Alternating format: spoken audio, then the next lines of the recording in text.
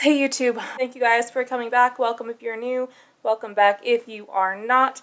As you may have noticed, I changed the name of my channel to Platinum Chelsea. I wanted to make it easier for you guys to find me here and on other social media platforms. So you can find me at Platinum Chelsea on TikTok, Instagram, and Twitter. TikTok and Twitter I'm trying to get better at, so bear with me over there, but I'm mostly on Instagram too if you do want to follow me there. So I am starting to talk about more anti-MLM content there, whereas before it was really just my personal life. So now I'm going to have a little fun, and I'm going to try not to play with my hair too much because I'm really excited about this haircut. No makeup on, waiting on that self-tanner to develop. So let's get started with, I don't want to say it's part 3 of my Mon8 story, but it's definitely a recruitment tactic that I think should be highlighted a little bit more for MLMs.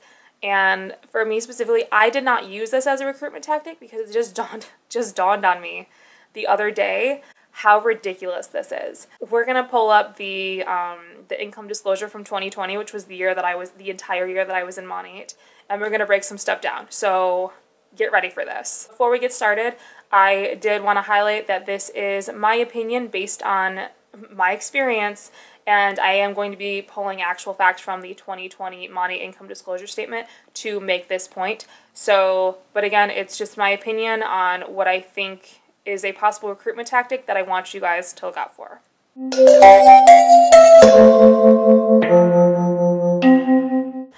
Alright y'all, so I can't remember if I even disclosed what rank that I made it to when I was in Mon8 and when I was telling my story, but I joined Mon8 at the end of 2019 when I opened up my salon suite. I just needed a shampoo to sell. By 2020, the pandemic happened and suddenly I was recruiting people because I felt like I had nothing else for me as a hairstylist in California. We were closed. So I ended up just kind of sliding down that rabbit hole of trying to build a team and thinking, oh my god, this is how I'm going to make a living.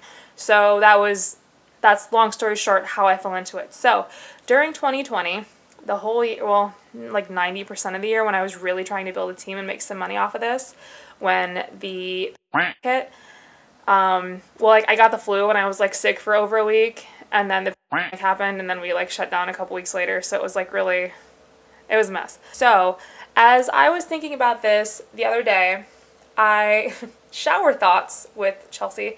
So I was like, holy crap, if over 90% of the people are in the bottom rank, then what was the top percentage of the company that I was technically in, even though I only made it 3 ranks up? So I'm going to pull up the Mon8 income disclosure statement from 2020. And we're going to dissect this based on where I made it, and then we're going to talk about how that is definitely a recruitment tactic for somebody who isn't as high up in the company as it sounds like. So, and again, for some reason this is something that's never dawned on me before. So a market partner is if you're a market partner, that's the very first rank.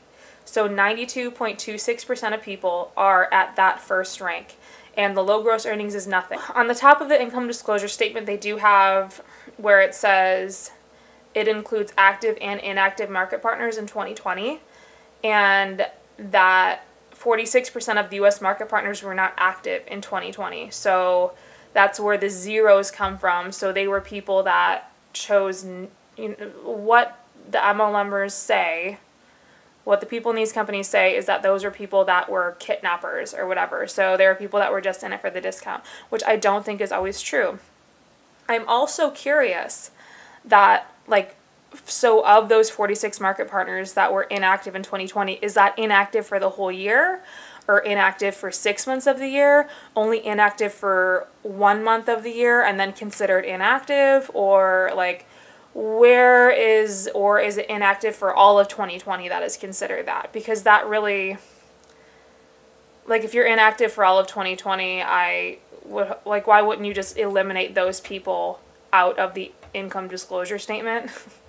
That just seems stupid to even include them. So there's a reason they're including them, and it's got to be because they were active at least 1 or 2 months of the year trying to work the business and weren't successful. So back to this. So average annual earnings of a market partner was 161, and the median annual gross earnings was 0%, which doesn't make sense to me because I guess maybe it does. I don't know. I'm overthinking math and how that works in my head.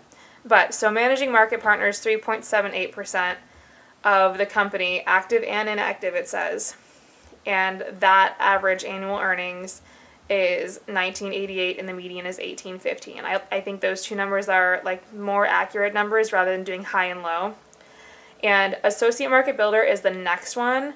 So this is the rank that I made it to. So that is 3 ranks in. This was the highest rank. I made it 1 or 2 months that I actually managed to stay at this rank. And the only reason, honestly, the only reason I was able to even get there is because, like I've said in my previous videos about my story, that my upline was stacking underneath me. So she was stacking people she was recruiting, and she was also asking me if we wanted to make purchases underneath like my mom's account, which was like essentially my ghost account, or my best friend that had joined with me. She was buying things every once in a while, but my upline would purchase accounts either under my mom's account or under my best friend's account, so that way they would be active underneath me, so that way I could maintain a certain rank. Also helping her maintain a certain rank. So as an associate market builder, if we calculate the 92.26% plus the 37.78%, so that top two, we just add those percentages together, 92.26 plus 3.78, so 96.06%. So those top two, or those first 2 ranks, consist of 96.6% of the company. So that means I was in the top 4% of the company. See how different that sounds? From, yeah, I made it to the 3rd rank up, or if I was walking around saying, yeah, I'm in the top 4% of my company. Now, granted, it's not top 2 like I think Deanna Mims is, but it's a great example of that, where if I had made it even 1 or 2 ranks higher, where if I made it to managing market builder, then that is in the top 2% of the company, because the numbers that are all past that are so minuscule, because nobody can make it to those ranks, that you can walk around saying you're in the top 2% of Mon 8 and you don't even have a Cadillac. Yeah.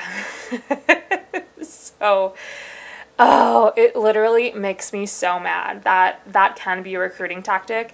And what would have happened if I was walking around saying I was in the top 4%, or yeah, my upline is in the top 2%?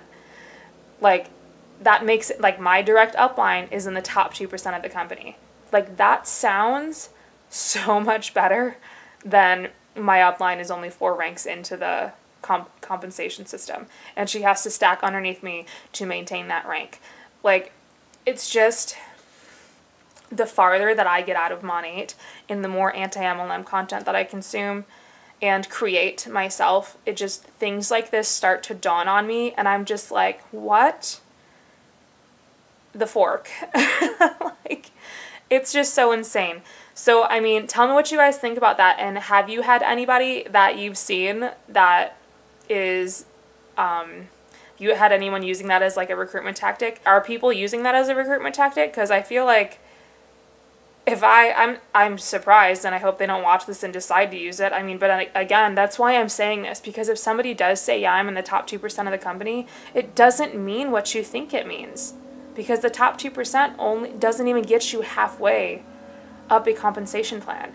It doesn't get you the car, but it sure sounds like it should, right? So that's my story for today. I know it's a shorter video, and it was just a real quick breakdown of like just something that I just had on my mind and I wanted to share, and I am a little outraged. So that is it. Again, you guys, thank you for coming back and watching. If you want to follow me as I create more short form anti-MLM content, or if you just are interested in getting to know me, follow me on Instagram, TikTok, Twitter, all those places. I am Platinum Chelsea, and thank you guys for watching. I'll catch you guys on the next video. Bye.